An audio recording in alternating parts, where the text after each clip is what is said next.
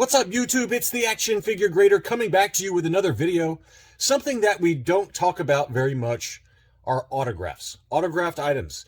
And while I do have a few items, I don't particularly track prices that closely for autographed items. And I try to pick a nice kind of round range of different items that have been autographed, whether it's trading cards or photos or action figures, comic books.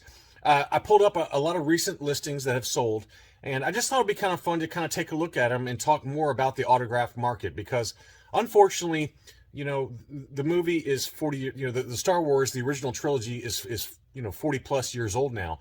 And a lot of these awesome actors are passing away. We just lost Peter Mayhew. We just lost Alan Harris, who is Bosk, Jeremy Bulloch, Carrie Fisher. I mean, a lot of these folks are, they are getting older, and unfortunately they're passing away. And what you do see is that, as those actors and actresses pass away, those items become more and more highly coveted because, they're no longer around. And other items are just expensive because the actors don't sign stuff. They don't like to sign stuff, like Harrison Ford, Mark Hamill. A lot of those big name actors, they just don't have time or don't want to have the time to sign stuff. And when they do sign stuff, it's very, very expensive. So let's take a look at a few items and just talk more generally about the autograph market for Star Wars collectibles. The first one I wanted to talk about is Kathy Monroe. This was autographed. This is an 8x10 photograph of Zuckuss or Forlom or whatever one you want to whatever you want to call him. I call him Zuckuss, but the original Kenner stuff, they call him Forlom. And a lot of photographs and trading cards and things like that, they'll have these little stickers down here that, like, you'll see down here in the lower right hand corner. This one is JSA, James Spence Authentication. That's who Collector Archive Services uses for their authentication process. And to give you a little insight as to how that works, this is a question I've received from subscribers in the past. It's like, hey, I've got an autographed action figure that I'd like to get graded and have the signature authenticated. Well, if you send it to CAS, Collector Archive Services, they'll charge you $35 for the JSA authentication, which will give you, this little sticker down here. They don't put it on the items when you send it in. It's just like a separate certificate. But if you're buying it on eBay, usually they put these little stickers on the item, which I don't like personally, but it doesn't affect the grade or anything like that if you do happen to buy one on eBay that has the sticker on there. So you pay $35 for the authentication of the autograph, and then you also pay for the grading of the actual item. So, if you have a standard mint on card, it's $60. So $95 plus shipping to and from the grading companies to get a autographed item authenticated. And so it's not cheap, but it does add kind of another layer of protection and probably add some value, especially if it's a particularly rare action figure or a rare signed autographed item, things like that. It's just nice to have that JSA authentication. Now, if you buy an item that's already authenticated by JSA, then you don't have to pay the fee again. You're just paying for the grading of the item.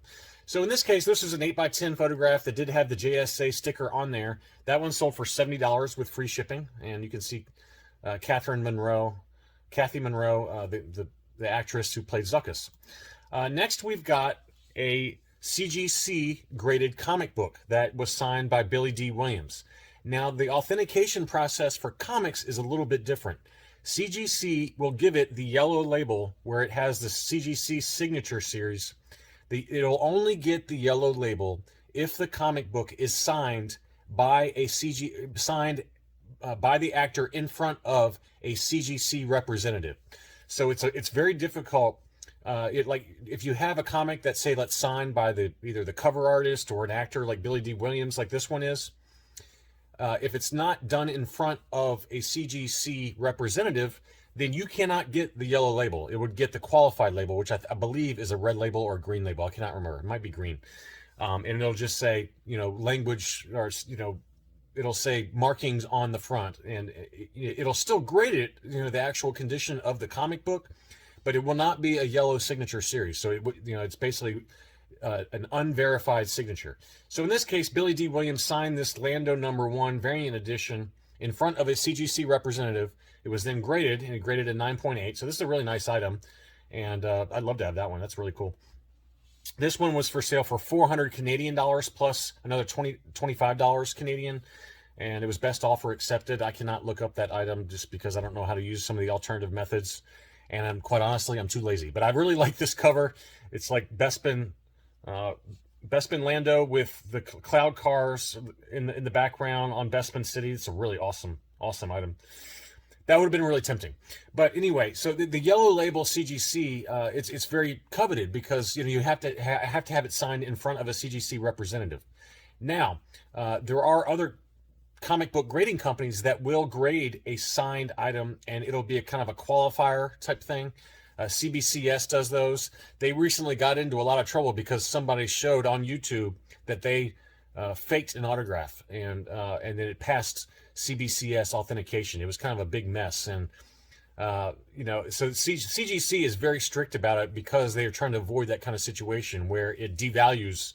Someone fakes it, proves that they faked it, and then it devalues everything else.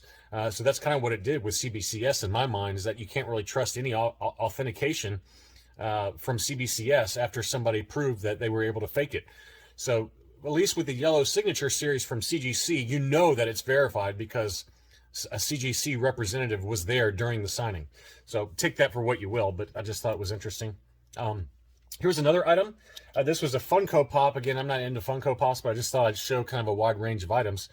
This was signed by Ian McDiarmid, who obviously played the Emperor Palpatine, and you can see that sign there. And then this one also does come with a James Spence Authentication COA. So you're going to be paying a lot more for these types of items where a JSA or PSA, there's all kinds of different authentication services. Becketts is another one that authenticates autographs. You're going to be paying a lot more for them. This one was $350 plus $10 shipping. 2 of them are still available. 2 of them sold.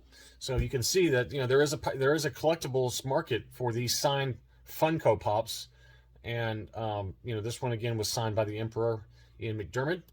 Another line that is very popular with collectors are trading cards, and trading cards. Topps often will. As part of their, collectibles, you can buy these sealed Topps items that have like a signature, stellar signature series, things like that are kind of sealed inside little cases like this.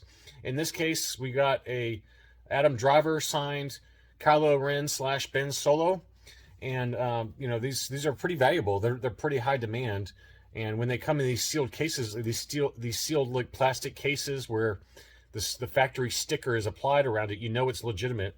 This is one of 40. You can see there in the upper right-hand corner on the back, 39 of 40.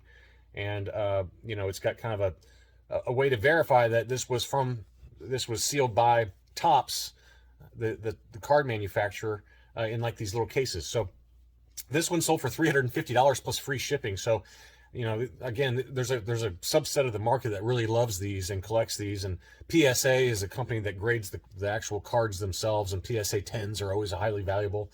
I don't really follow the card market just because I got to cut it off somewhere, but they are valuable. And another one would be like this, the dark Ray version here. This is signed by Daisy Ridley, and you remember that scene from, I've forgotten. I think it's Rise of Skywalker. All the new trilogy stuff blends together in my mind now. But this one was 13 of 20, so there's only 20 of these made, and this one sold for $550. So as you can see, there is demand for these types of things.